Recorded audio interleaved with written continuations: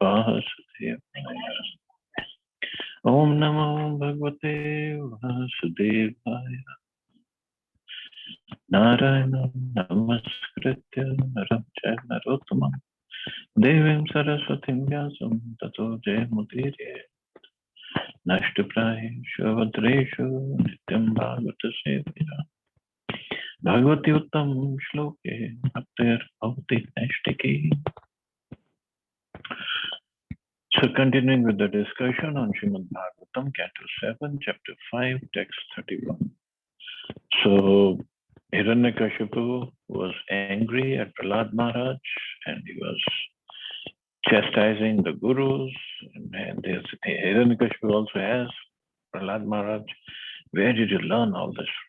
And yesterday we saw how Prahlad Maharaj replied that because of their uncontrolled senses, persons too addicted to materialistic life make progress towards hellish conditions and repeatedly chew that which has already been chewed. Their inclinations towards Krishna are never aroused, either by the instructions of others, by their own efforts, or by a combination of both. So he further says, Nate vidu sartha gatim hi Vishnu durashaya yabhirarthamani andayathandaya rupniye manas teapi shtantriyam murudamni bata. Persons who are strongly entrapped by the consciousness of enjoying material life and who have therefore accepted as a leader or guru a similar blind man attached to external sense objects cannot understand that the goal of life is to return home back to Godhead and engage in the service of Lord Vishnu. So Durashaya or Nati Vidur Swartha Gatim Hi Vishnu. So people don't know what's their real Swartha, what's their real goal of life. As blind men guided by another blind man miss the right path and fall into a ditch, materially attached men led by another materially attached man are bound by the ropes of fruitive labor, which are made of very strong cords, and they continue again and again in materialistic life, suffering the threefold miseries. Wow. Since there must always be a difference of opinion between demons and devotees, Hiranyakashipu, when criticized by his son Prahlad Maharaj, should not have been surprised that Prahlad Maharaj differed from his way of life. Nonetheless, Hiranyakashipu was extremely angry and wanted to rebuke his son for deriding his teacher or spiritual master, who had been born in the Brahmin family of the great Acharya, Shukracharya. The word Shukra means semen, and Acharya refers to a teacher or guru. Hereditary gurus or spiritual masters have been accepted everywhere since time immemorial. But Prahlad Maharaj declined to accept such a seminal guru or take instructions from him. An actual guru is Shrotriya, one who has heard or received perfect knowledge through Parambara, the disciplic succession. Therefore, Prahlad Maharaj did not recognize a seminal spiritual master. Such spiritual masters are not at all interested in Vishnu. Indeed, they are hopeful of material success. Bahir Arthamanina. The word Bahi means external and Arth means interest, and Manina means taking very seriously. Generally speaking, practically everyone is unaware of the spiritual world. The knowledge of the materialists is restricted within the 4 billion mile limit of this material world, which is in the dark portion of the creation. They do not know that beyond the material world is a spiritual world. Unless one is a devotee of the Lord, one cannot understand the existence of the spiritual world. Gurus, teachers who are simply interested in this material world are described in this verse as andha, or blind. Such blind men may lead many other blind followers without true knowledge of material conditions, but they are not accepted by devotees like Prahlad Maharaj. Such blind teachers, being interested in the external material world, are always bound by the strong ropes of material nature. So there are so many gurus, so-called gurus. And Prabhupada gives the example of Shukracharya and his sons, and they were the seminal gurus, not the spiritual master. And so-called gurus who are in the material world, who are materially motivated, who are materially inclined, who themselves are conditioned souls, they cannot lead a person out of this material world because they themselves are not going anywhere. But people generally follow these kind of gurus because one issue is because these gurus give lots of material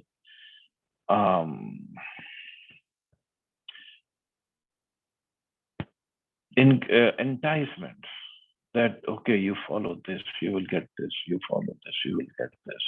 You don't need to follow any rules or regulations. Okay, only on Tuesday you do this, and that's it. Or on Thursday you do this, or Saturday you do this. That's about it. They themselves don't have knowledge of the spiritual world. So how they're going to lead their follower? I don't want to say disciple, how they want to lead their followers to the spiritual world. So Guru has to be somebody like Srila Prabhupada, who gave perfect knowledge of the spiritual world, a method of how to purify ourselves so that we can become eligible to enter the spiritual world. And not just eligible, not just gave a method, he also assured us that he will take us back. It's a huge difference, huge difference. And Prabhupada did not accept or expect anybody or any one of us to give him some money in return for that. No, never did. So that's a real bona fide spiritual master. But other than that, in the material world, there's so many so-called spiritual masters. And everybody is promising this or promising that, I'll get you to heaven and you will get this and you will get that. Nothing. And this verse, as Prabhupada says, Anda yathandha rupaniye mana. So blind men, leading all the blind men, and they all are going to fall in the ditch. That's all is going to happen. So that is why one has to be very, very careful when approaching and accepting the Guru.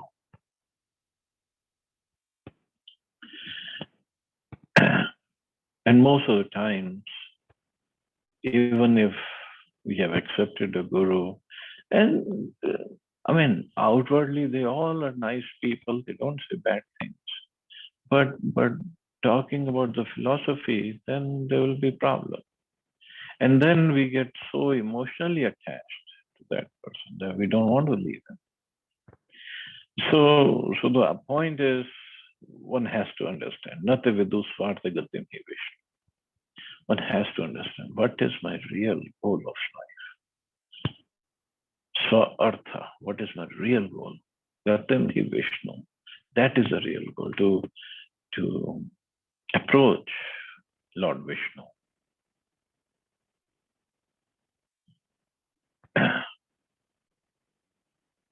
But until we get a guru like Prabhupada, there's no way we can understand this.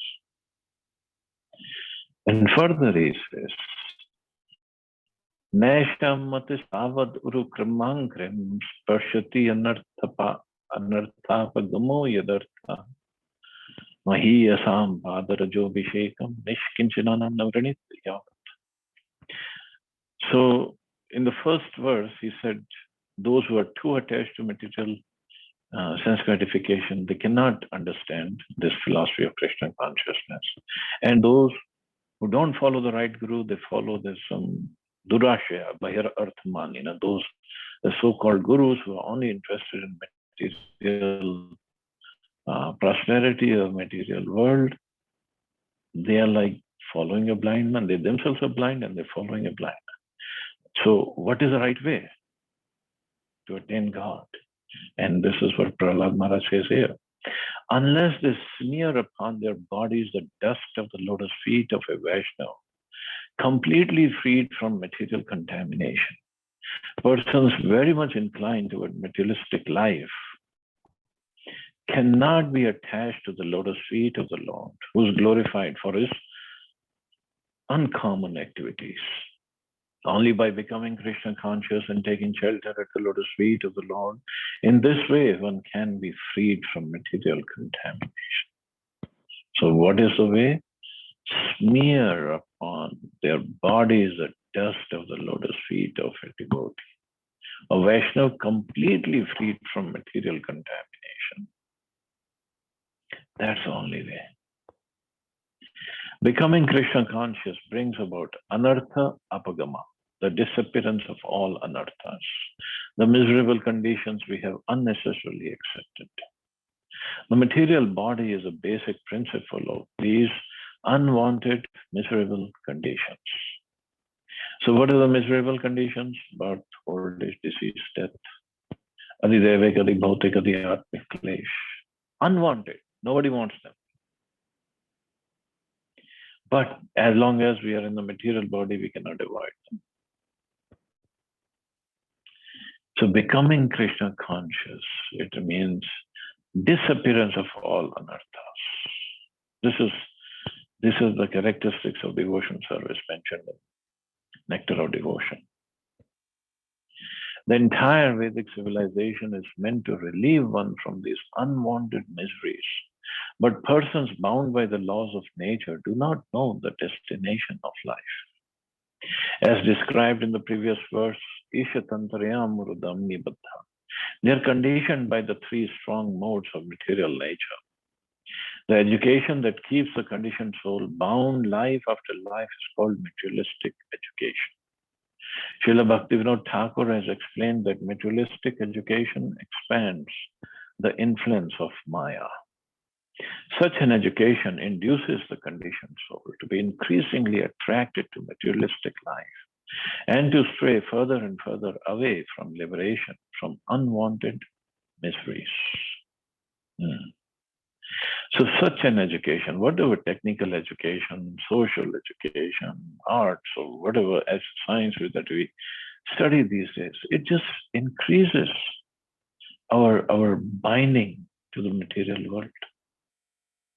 Because first of all, it doesn't give us any knowledge of the spiritual world.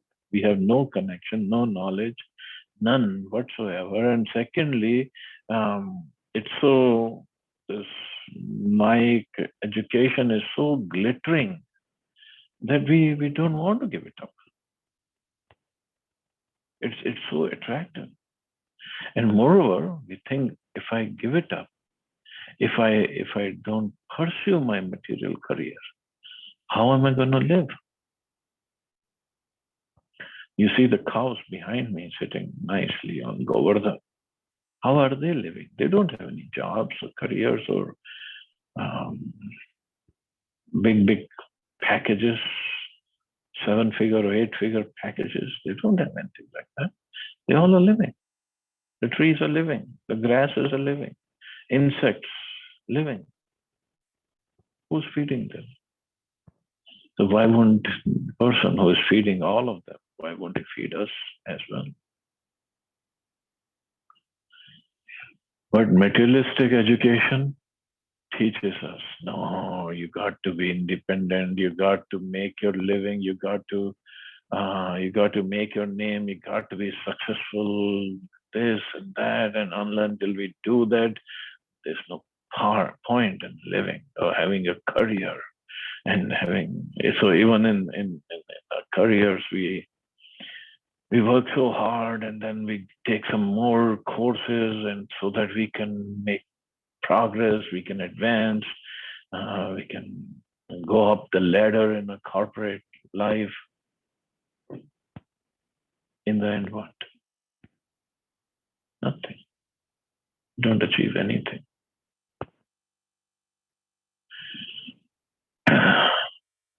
One may ask why highly educated persons do not take to Krishna consciousness. The reason is explained in this verse. Unless one takes shelter of a bona fide, fully Krishna conscious spiritual master, there is no chance of understanding Krishna. The educators, scholars, and big political leaders worshipped by millions of people cannot understand the goal of life and take to Krishna consciousness, for they have not accepted a bona fide spiritual master and the Vedas. Therefore, in the Mundak Upanishad, it is said, Nayam Atma Pravachanena Labhyo na Medhyana Bahudashvena. One cannot become self-reliant simply by having an academic education, by presenting lectures in an erudite way, or by being an intelligent scientist who discovers many wonderful things. So scientists are working hard day and night in the research labs to discover wonderful things, to create iPhones and next generation of phones or third generation. Now there is craze about 5G, and there could be next year it could be 6G, or Japan has already advanced. It's not even the G mode, it's a different mode of internet. Ultimately, what? Is that going to make me Krishna conscious? It's a good thing to play with, to waste our times upon. But is it going to make me Krishna conscious? No. One cannot understand Krishna unless one is graced by the Supreme Personality of Godhead. Only one who has surrendered to a pure devotee of Krishna and taken the dust of his lotus feet can understand Krishna. And dust of his lotus feet, well, actually it means, yes, literally the dust, but it also means following the instructions of that pure devotee. First, one must understand how to get out of the clutches of Maya. The only means is to become Krishna conscious. And to become Krishna conscious very easily, one must take shelter of a realized soul, or Mahat or Mahatma, whose only interest is to engage in the service of the Supreme Lord. So this is what Mahatma is. Mahatmanas tu Mam Bharta Devim Prakritim Ashita. O son of Pritha, those who are not deluded, the great souls are under the protection of my divine nature. They fully engage in devotional service because they know me as the Supreme Personality of Godhead, original and inexhaustible. Therefore, to end the unwanted miseries of life, one must become a devotee. So that's the only way out. One who has unflinching devotional faith in Krishna consistently manifests all the good qualities of Krishna and the demigods. Only unto those great souls who have implicit faith in both the Lord and the spiritual master are all the imports of Vedic knowledge automatically revealed. So that is a way to approach Krishna through his devotee. So these are all Vedic injunctions. One must take shelter of a self-realized spiritual master, not a materially educated scholar or politician. One must take shelter of a nishkinchana, a person engaged in devotion service and free from material contamination. That is a way to return home back to Godhead. And that's the only way. Because Krishna himself doesn't give us devotional service, his devotees do. Iti yukto paratam putram hiranyakashipurusha andhikritatma swotsanganis niryas aniryasat mahitale. After Prahlad Maharaj has spoken in this way and become silent, Hiranyakashipu, blinded by anger, threw him off his lap and onto the ground.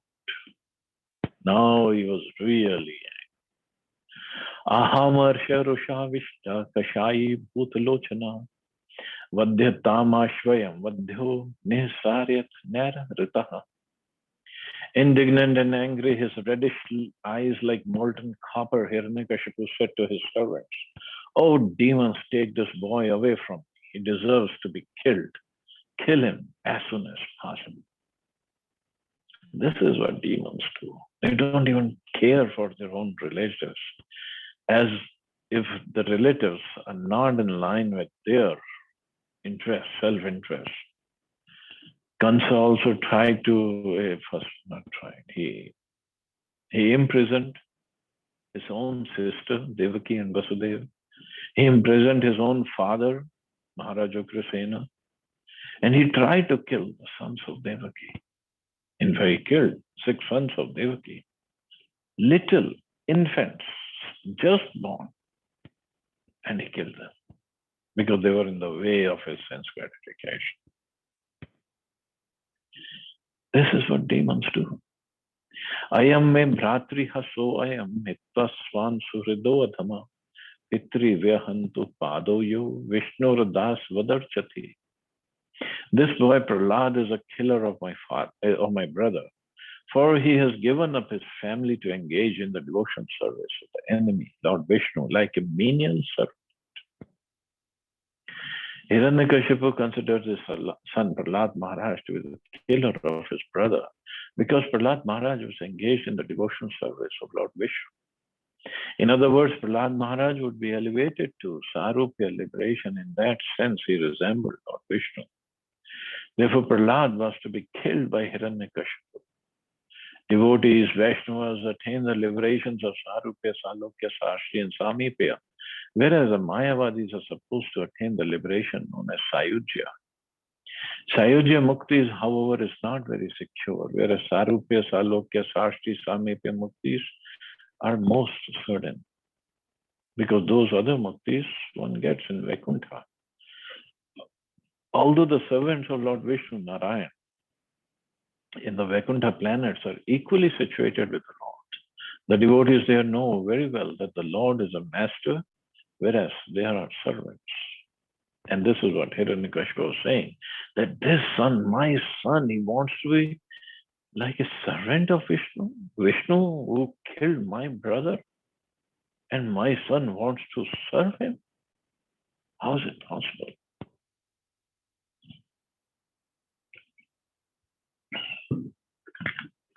Same thing Ravana said to Vibhishan. When Vibhishan was giving him counsel that you should surrender unto Lord Ram, give Sita back, take shelter of his lotus feet. Ravana, no way, Vibhishan, you want me to take shelter of Ram? No way. And that's also a problem with the demons. They cannot take a good counsel from anybody.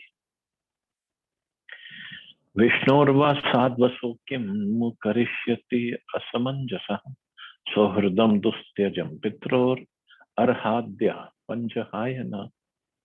Although Prahlad is only 5 years old, even at this young age, he has given up his affectionate relationship with his father and mother. Therefore, he is certainly untrustworthy. Indeed, it is not at all believable that he will behave well toward Vishnu. So, Hiranyakashipu is really, really angry right now. Paro api patyam hit kridit oshadham swadeha jo api amaya vatsuto haitaha chindyatangam yad utatmano hit ahitam shekham sukham jivati yad vivarjanata. Although a medicinal herb being born in the forest does not belong to the same category as a man, if beneficial, it is kept very carefully.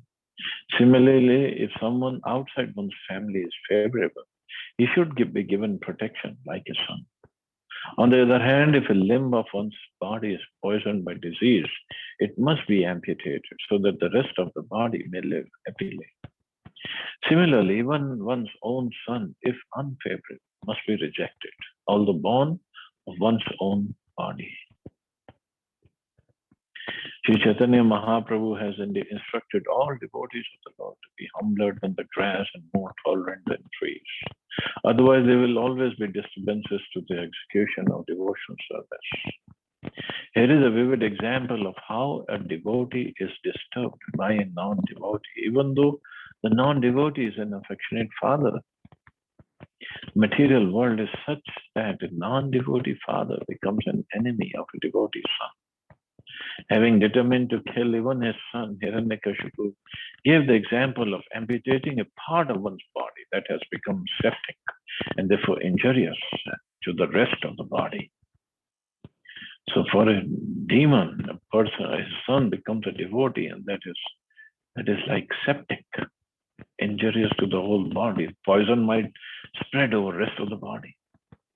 That's what they think.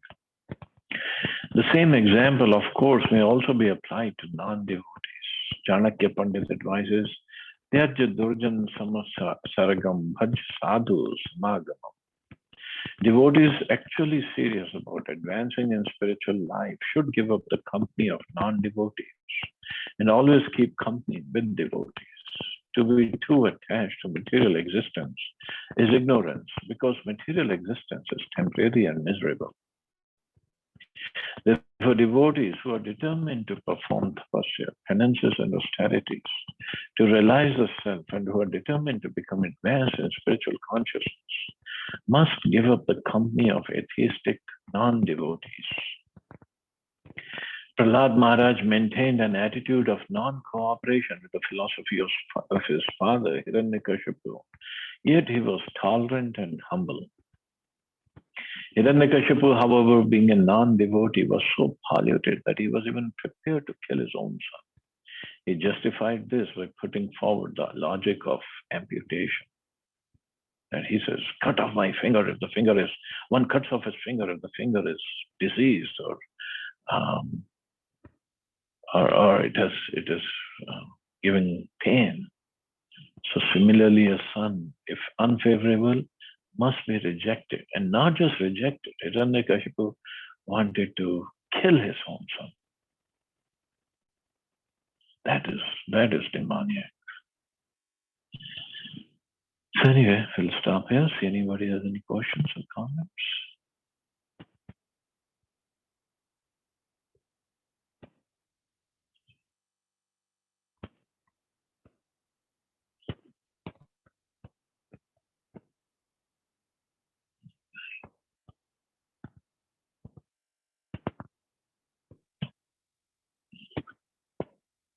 So today is very, very auspicious day, Snan Yatra of Lord Jagannath.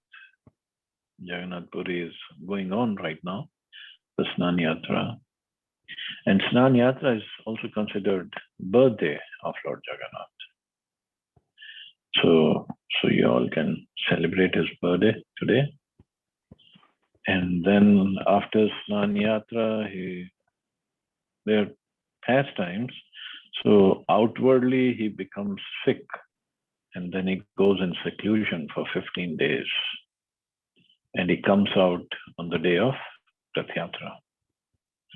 But inner reason is because whole year, throughout the year, he's busy giving darshan to the devotees, and so many devotees are coming and begging and asking for some material things, or just want to take darshan. And he's busy having prasadam, so the prasadam can be, he's busy having bhoga, so the prasadam can be distributed to the devotees. So these 15 days, he wants to spend time with Lakshmi Ji. He wants to give time to her. And also, as I said, it's birthday, because now 15 days he will get repainted. His Vigraha will get repainted. And so that he is ready for Rath Yatra. So beautiful, beautiful pastimes. And because Jagannath Ji, all the devotees, especially the Daitapatis, because now it's time their seva starts from today till the Rath Yatra comes back, Lord Jagannath comes back. All Daitapatis take over. Special time for them. So Jagannath Ji, because he is sick, he doesn't eat that chapan bhog.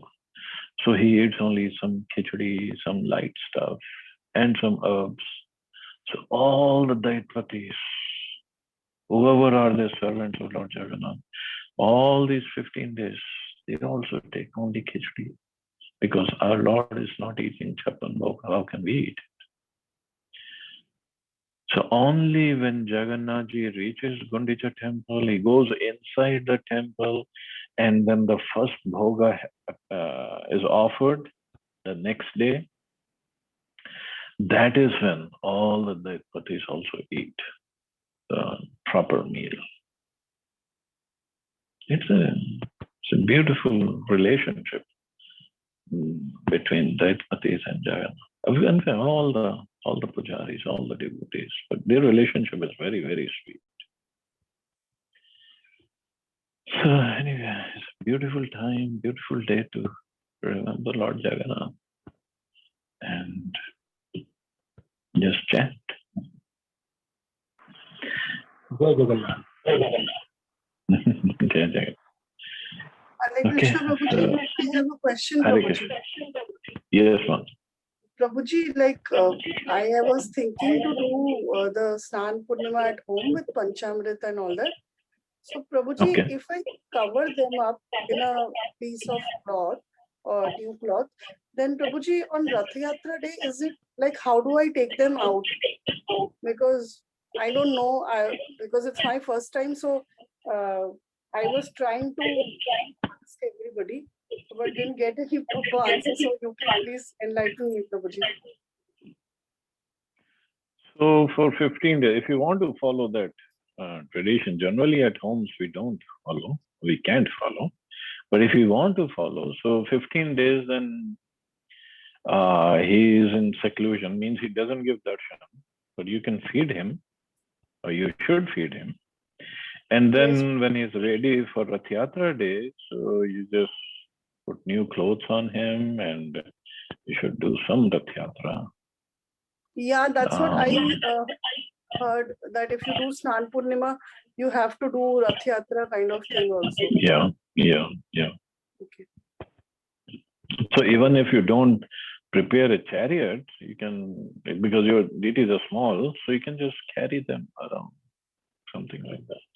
Okay, in the house only, Prabhuji, or Yeah, in the house only. Okay, Prabhuji.